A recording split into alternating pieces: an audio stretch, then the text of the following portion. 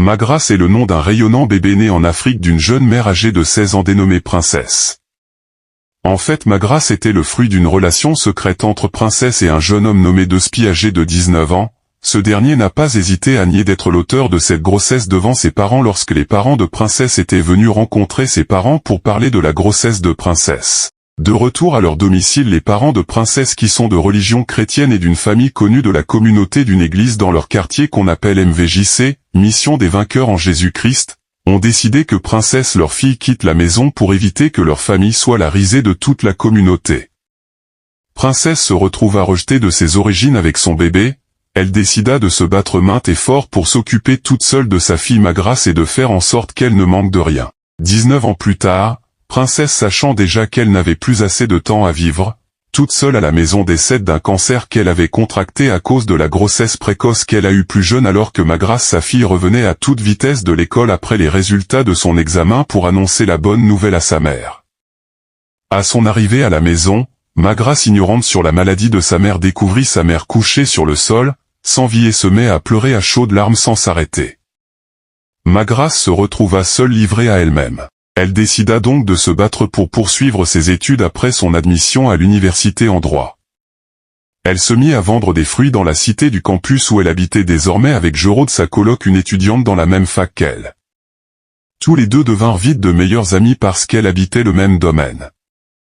Tout devenait très difficile pour Magrace après quelques mois passés à l'université de suivre les cours et aller vendre après ses fruits qui en plus n'étaient pas assez rentables pour financer ses études et prendre soin d'elle. Elle demanda alors de l'aide à sa meilleure amie Jérôme, qui s'en sortait parfaitement, qui avait des vêtements de marque, des accessoires de luxe, des bijoux de valeur et autres. Jérôme accepta alors de montrer son secret à Magrace la même nuit, qui ignorait qu'il s'agissait de la prostitution.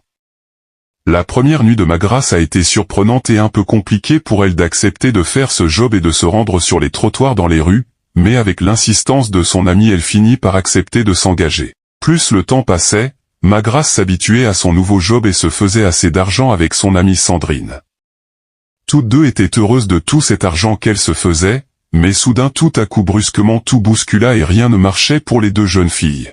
Vu leur situation, une nuit Sandrine conseilla à Magrace d'aller voir un grand marabout qui les aidera à améliorer leurs conditions. Elles firent un voyage tous les deux le lendemain pour se rendre dans une petite cabane environnée par une grande forêt. Arrivés en face du marabout, il leur demanda de s'asseoir et de donner les nouvelles de leur visite dans son sanctuaire. Sandrine, moins effrayée, prit la parole et commença à raconter tout ce qui leur était arrivé ces derniers temps. Suite à cela, le marabout se mit à faire des incantations en lançant des coris et leur dit que leur problème est délicat et qu'il peut avoir des solutions si elles étaient prêtes à faire des sacrifices. Sandrine répondit avec assurance au marabout qu'elle était prête à tout, mais quant à Magrace, un peu méfiante et effrayée depuis leur arrivée, répondit non, tant que le marabout ne lui expliquera pas plus clairement de quoi il s'agissait. Le marabout précisa aux deux filles après la réponse de Magrace qu'il était impossible de faire un détour s'il commençait à expliquer plus clairement les sacrifices à faire. Avec l'accord de ses invités, le marabout leur dit qu'il mettra un petit serpent dans leur ventre qui devrait leur attirer des hommes riches qui mourront ou deviendront fous après avoir couché avec elles. Il ajouta que le serpent grandira au fil du temps et finira par sortir de leur ventre pour vivre à leur domicile avec elles tout le reste de leur vie. Sandrine dit qu'elle était prête à tout pour changer sa situation, mais Magrace, elle refusa puis donna comme prétexte au marabout qu'elle avait la phobie des serpents, donc ça serait impossible pour elle de vivre avec un serpent. Par la suite, elle demanda au marabout de lui proposer un autre sacrifice. Le marabout lui proposa donc de lui donner un vêtement qu'elle utilisera pour toucher une amie qui la rendra visite chez elle.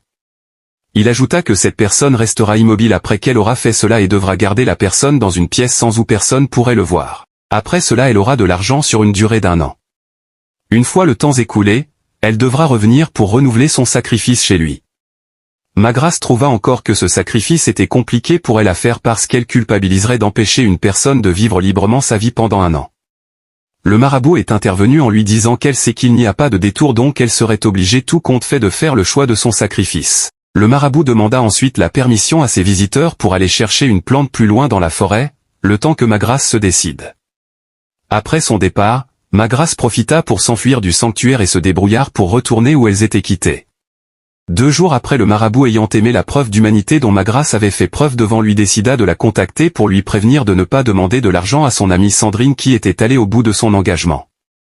Sinon il pourrait lui arriver quelque chose de terrible et tragique. 1 mois plus tard, à son retour, Sandrine invita tous ses amis, ainsi que Magras à une soirée qu'elle avait organisée dans une boîte de nuit. Magras décide d'honorer l'invitation de sa meilleure amie, malgré tout ce qui s'était passé et se rendit à la fête pour s'amuser. Des heures passées, Magras assiste à une scène qu'elle trouva étrange, c'était son amie Sandrine qui partageait de grosses sommes d'argent à ses invités sans lui en donner alors qu'elle était sa meilleure amie. Un moment, Magras faillit demander sa part d'argent à son amie Sandrine quand elle se souvint de tout ce que lui avait conseillé le marabout au téléphone. Magras comprit alors que c'était un piège de son ami, pour lui faire du mal à faire que son secret ne soit pas révélé un jour. Une fois la fête terminée au lever du matin, Magras retourna chez elle et décida de mettre fin à l'amitié qu'elle avait avec Sandrine. Toute seule dans sa chambre pensive, elle décide aussi de ne plus faire ce genre de choix, ni la prostitution dans sa vie et de se battre toujours pour gagner son argent proprement. Depuis lors elle donna sa vie à Dieu et devint chrétienne dans une église de son quartier, qu'on appelle MVJC qui signifie Mission des vainqueurs en Jésus-Christ, où elle n'hésite pas à partager son expérience pour conseiller chaque jeune fille de toujours se battre pour gagner sa vie proprement et légalement. Elle espère que sa camarade aura une meilleure fin ou qu'elle entendra parler et connaîtra Dieu pour être sauvée tout comme elle. Toi, oui, toi qui me regardes en ce moment devant ton écran, sache que tu es aussi concerné par cette histoire si elle t'a réellement marqué. Donc, n'hésite pas à partager ton histoire, ou une histoire de ce genre qui t'a beaucoup marqué. Surtout, n'oubliez pas la chanson préférée des youtubeurs que nous sommes, qui est de liker, partager, publier et de vous abonner à ma chaîne Charlie TV. Ensuite, activez la cloche de notification pour être prévenu de tout nouveau contenu publié sur ma chaîne. Big up à vous la famille et à la prochaine pour une autre aventure plus passionnante que celle-ci. Et retenez toujours ce proverbe que me disait un ami dans un jargon ivoirien. On décroût un djé au fur et à mesure qu'on cultive l'esprit d'un crécou.